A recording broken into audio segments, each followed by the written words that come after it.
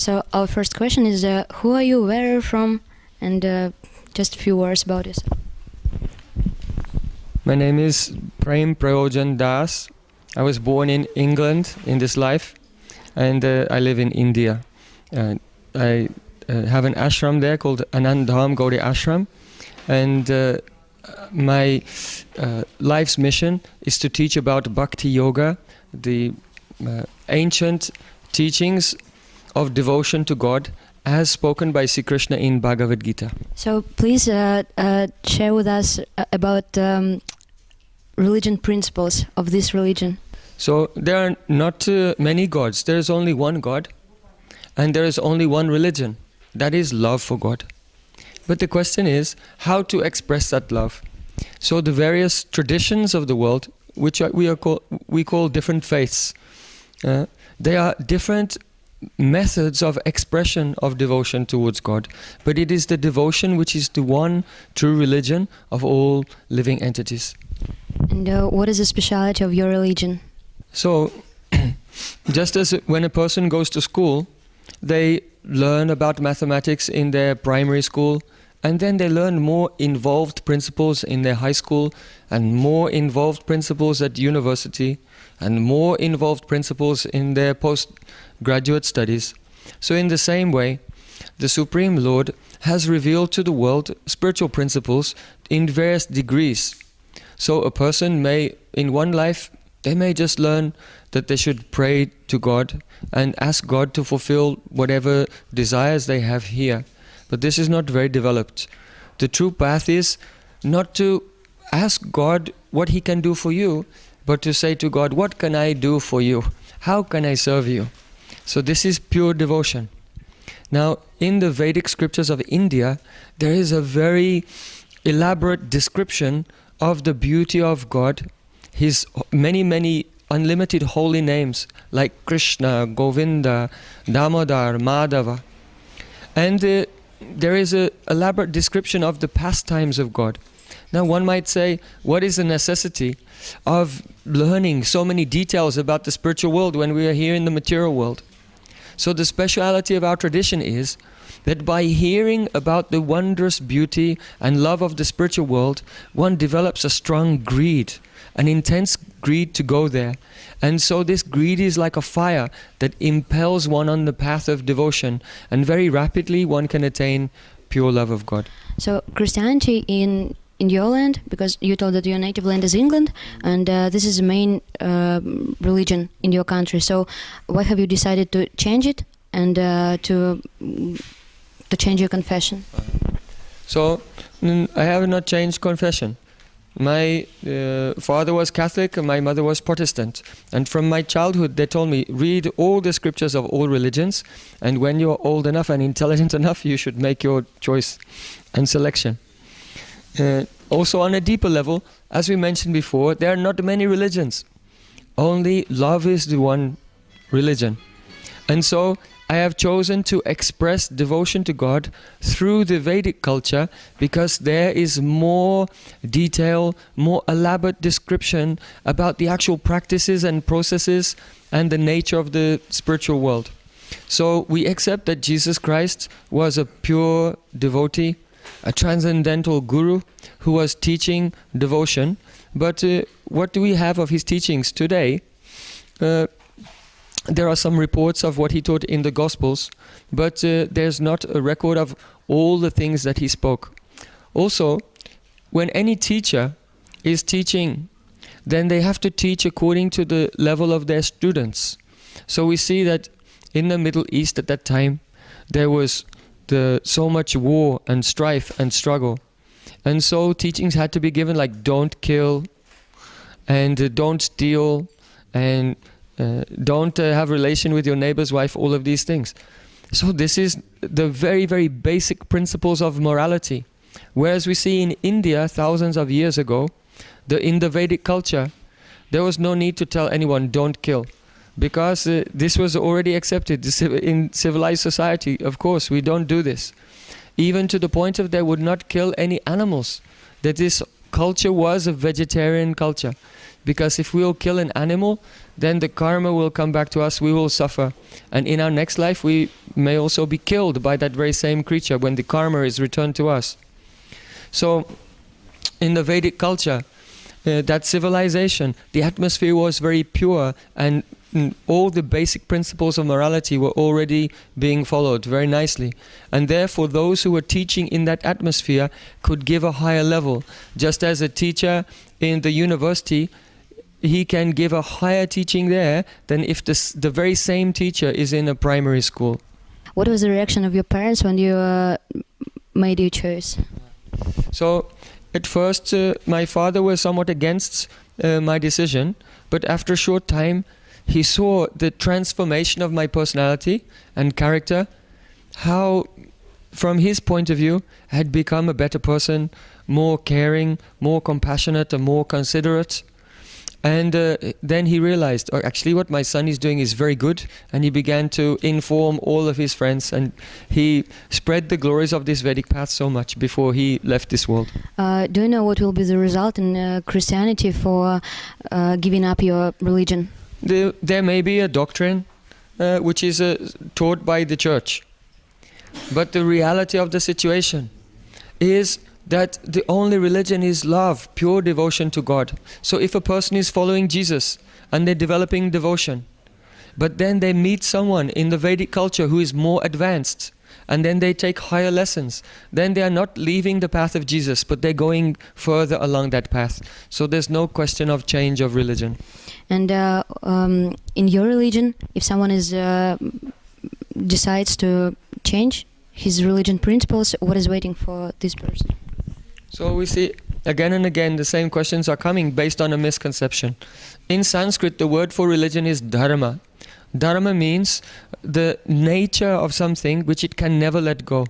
So the dharma of sugar is to be sweet. The dharma of fire is to give heat and light. There's no such thing as Christian fire, Muslim fire, Hindu fire, Buddhist fire. Fire is fire. So similarly, every soul is conscious and a part of God. And it is the dharma of the soul to render loving service to God. So either, as Jesus Christ said, a man can have only one master. Either he serves God or he serves Mammon, the material world. And so, only in the Vedic culture, we are teaching how to give up the service of temporary things and give all of our devotion in the service of the Supreme Lord, Sri Krishna. So there is no difference between the teaching of Jesus Christ and the teaching of the Vedas. So why do people, if there is no difference, why do they change their religion? So generally we see if a person is in the education system, when they become qualified for on one level, then they go up to the next level. So why God creates so many religions? Because different people are in different stages of their personal evolution. If a soul has been traveling in many lifetimes, lifetime after lifetime, and when they are born in this world, they bring with them the impressions and experiences they don't remember, but the conditioning to their personality that they have from their previous life, they come into the world with this. This is why if there are two children, they are born to the same parents, but their characters from the very beginning are completely different. Every parent knows this. Why? Because they have come from a different situation in their previous life. So, each person needs to have a religious practice which is they can understand, which is relevant to them and which will bring them to a higher level.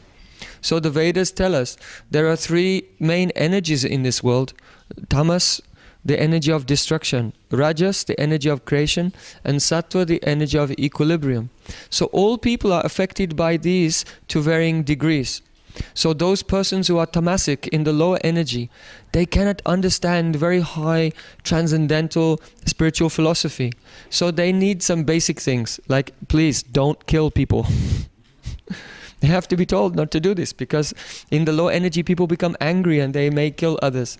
So, but for those who are rajas, they can have some higher teaching. Then, don't kill any animals and take the food which is a sattvic, which is pure. And then if someone is in a higher level, then they can hear, you are not this body, you are the soul, and the soul is part of God.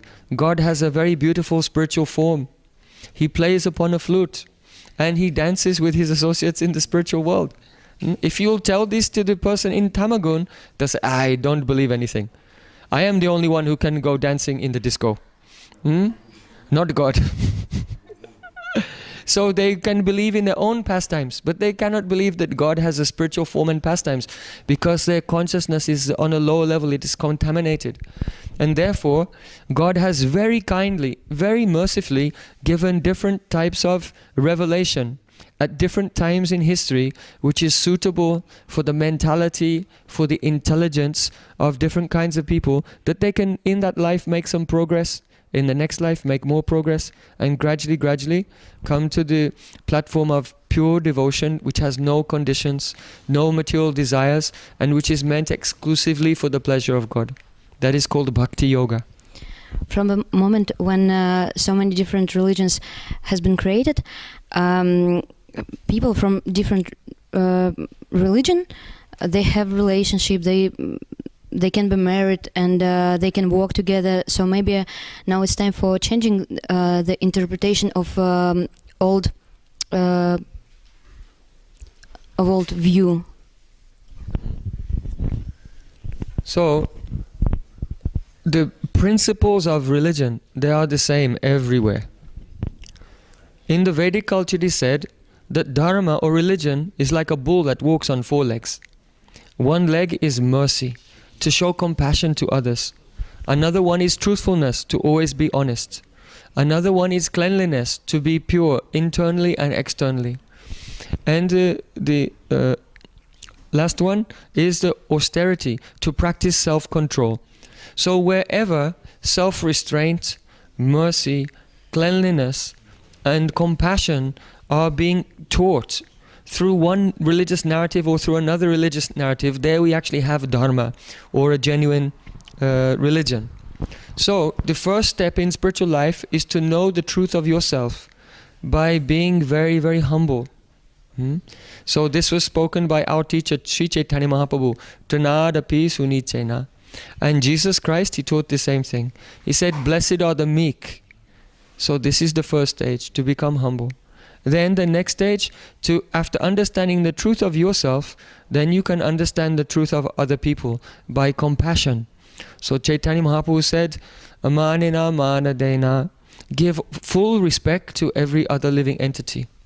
And Jesus Christ said, blessed are the merciful, because they will attain mercy. Then, when one has known oneself by humility and understood others by compassion, then you can understand God. Kirtanya Sadahari. By constantly praying and chanting the names of Shri Krishna, then we can realize God. So Jesus Christ said the same. Blessed are the pure in heart, because they will see God. So the teachings of bhakti are the same in every country, in every planet in the universe, always in the past, in the present, and also in the future. Therefore, it is imperative for us to follow this process step by step. The problem comes when those who have not become humble and understood themselves, those who have not become compassionate and understood each other, they try to do the third step, that is to know God.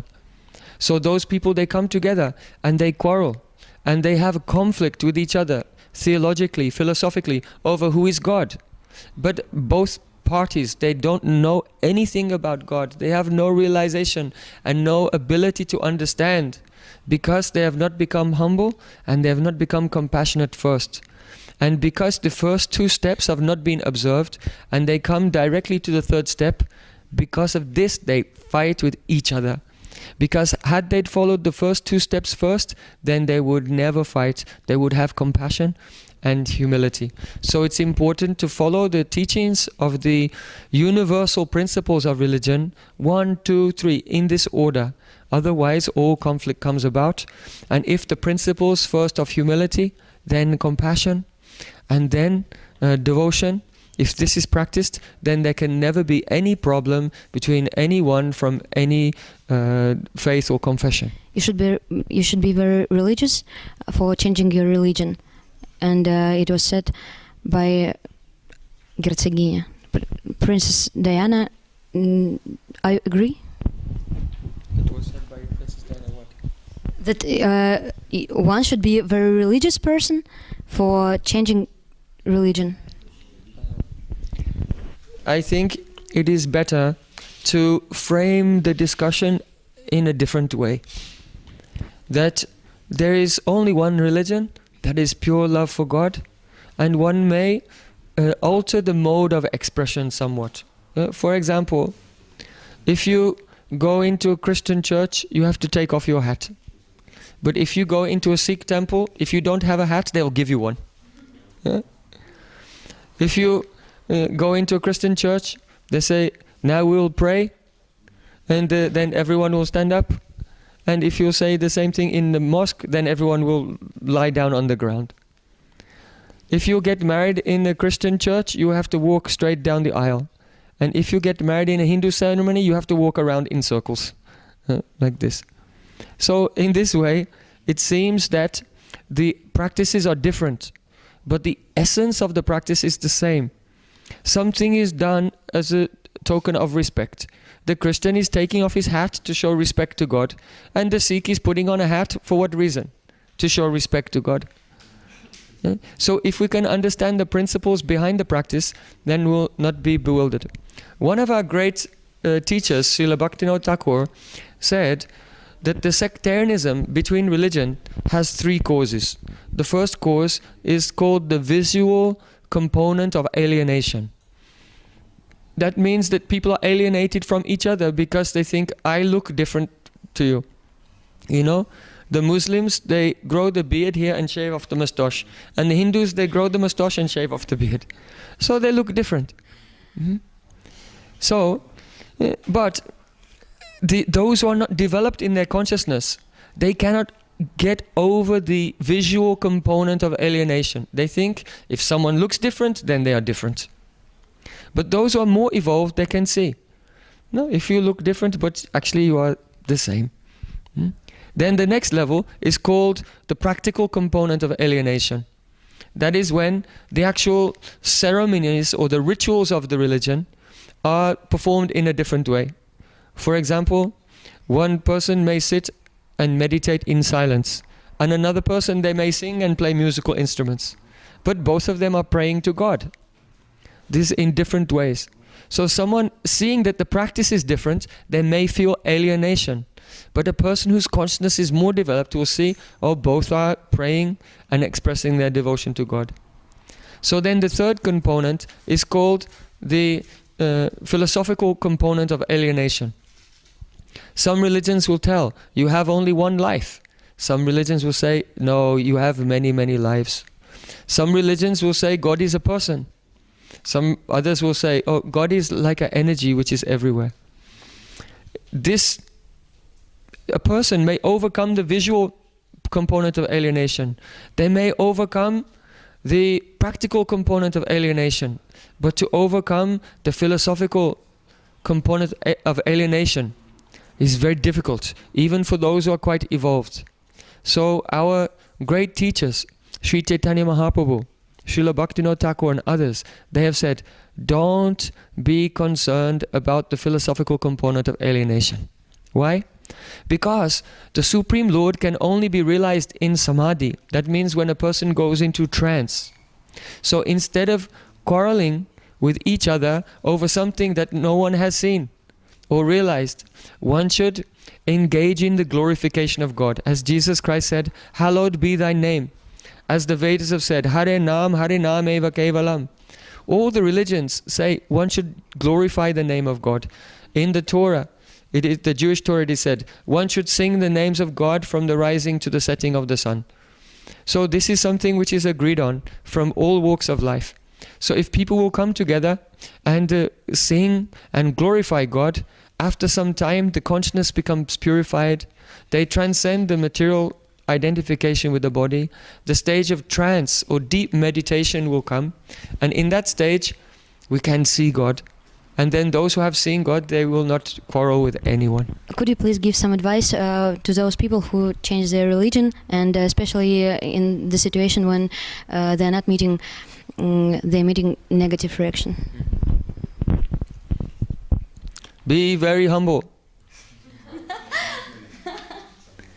And be very kind and compassionate and affectionate to everyone.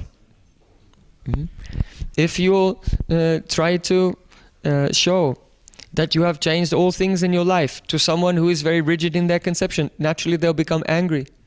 So knowing this, you should not do this. Don't disturb their mind. In Bhagavad Gita, Shri Krishna said, do not disturb the minds of ignorant people. So if in your situation those around you are against your own individual evolution and personal development, then just practice in a quiet way to yourself and not directly in front of them. Gradually, if you're patient, they will also change and understand you.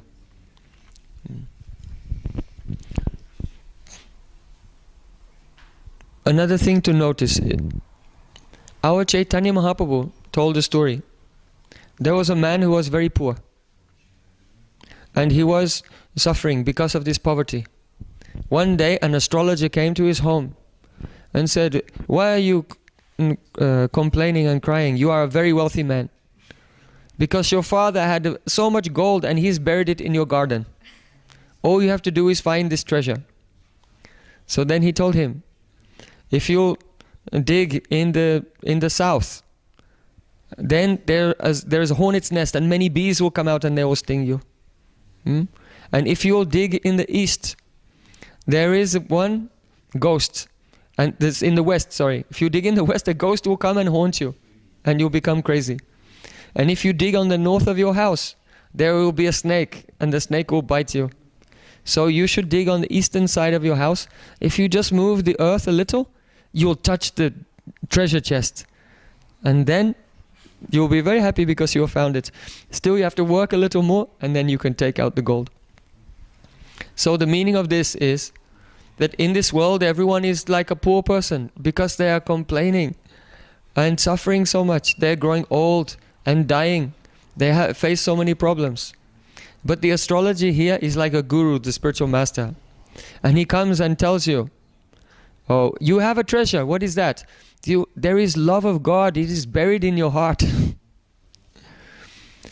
All the happiness and all the love you are searching for, that treasure is with you, but you don't know. So I'm telling you how you can find it. Don't dig in the south.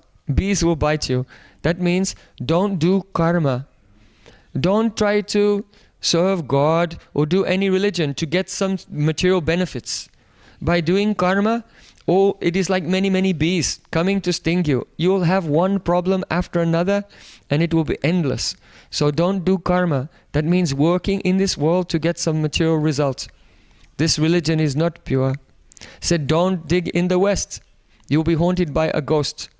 That means don't try to empty your mind and do a meditation which is devoid of devotion. Thinking, I am God, you are God, we are all God, everything is God. No. This is like, once this idea comes in the mind, then you can never listen to good advice. If anyone is talking to you and saying, you are a very tiny soul in this world, you are not independent. Without food, you will die. So how can you say that you are God? Then that person will look and think, everything is Maya. This good advice is also Maya. Only illusion and I am the only truth. So don't go in the direction of the impersonal kind of meditation, because it's like being haunted by a ghost and you become mad. And also, don't dig in the north. That means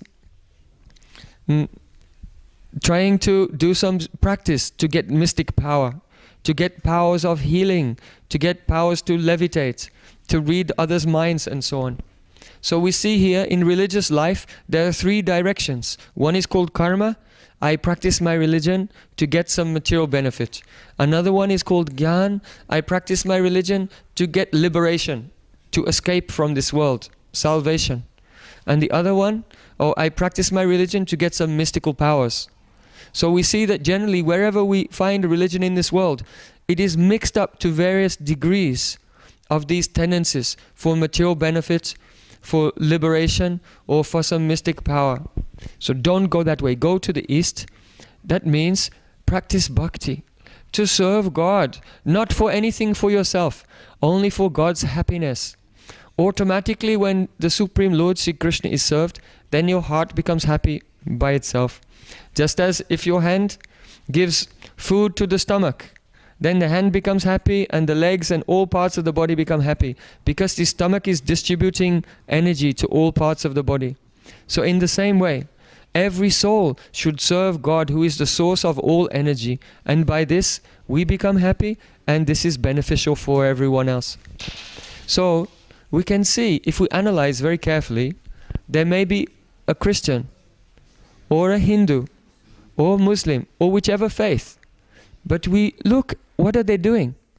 It may be that one Christian is praying to God, I only want to serve you. And it may be someone in the Vedic culture, he's praying to God, oh God, make my business very successful. And make my children go to a very good university, and so on. So then who is superior?